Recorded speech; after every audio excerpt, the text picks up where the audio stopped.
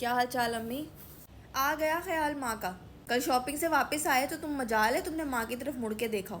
نہیں نہیں امی، میں کل واپسی پہ آپ کی طرف آیا تھا، لیکن آپ کے روم کی لائٹ بھی آف تھی اور آپ بھی سو رہی تھی۔ کوئی نہیں سو رہی تھی، میں جاگ رہی تھی، آنکھیں بند کر کے لیٹی ہوئی تھی میں۔ خیر آپ چھوڑیں، آئندہ دھیان رکھوں گا۔ آپ بتائیں کل کا کھانا کیسا تھا؟ افطاری ٹھیک تھی نا؟ بہت اچھی تھی۔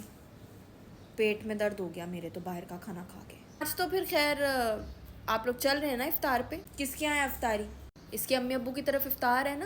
تم جاؤ، نہ تو مجھے وہ لوگ پسند ہیں نہ ان کے گھر کا کھانا پسند ہے۔ ٹھیک ہے، میں اور یہ چلے جاتے ہیں، آپ لوگ افطار کے لیے پھر خود کر لیجئے گا بندوبست۔ شرم نہیں آتی تمہیں ہیں؟ زویا مہمان ہے، سارا بھی گھر میں مہمان ہے، اب تو کچھ دن کی عید کے بعد اس کی شادی ہے بچی کی۔ آپ کو باہر کے کھانے سے پیٹ میں درد ہوتا ہے، گھر میں آپ نے کچھ بنانا نہیں ہے، سارا کو اس لیے نہیں بنانے دینا کہ اس کی شادی ہو رہی ہے، زویا اس لیے نہیں بنائے گی کہ وہ گھر میں مہمان ہے۔ تو جب کسی نے کچھ بنانا ہی نہیں ہے تو پھر چلتے ہیں افطار پہ ہی سارے، بنانا نہیں پڑے گا آپ کو کھانا۔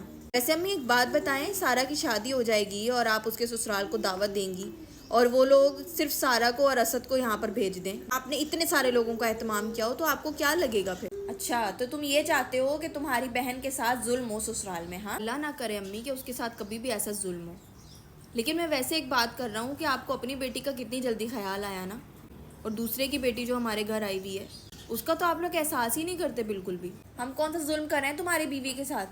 جو ہم نے ساری زندگی گھر کے کام کیے ہیں وہ کر رہی ہے۔ امی گھر کے کام کرنے سے مجھے اور اس کو کوئی مسئلہ نہیں ہے، لیکن ایک بندے کو احساس بھی ہوتا ہے، وہ روزے میں پورا ٹائم کام کرتی ہے، نہ سوتی ہے، نہ آرام کرتی ہے، نہ عبادت کر پاتی ہے۔ تو نہ رکھے روزہ، اگر اس کو اتنی روزے میں تکلیف ہو رہی ہے کام کرنے میں تو نہ رکھے روزہ، نہ کرے کام۔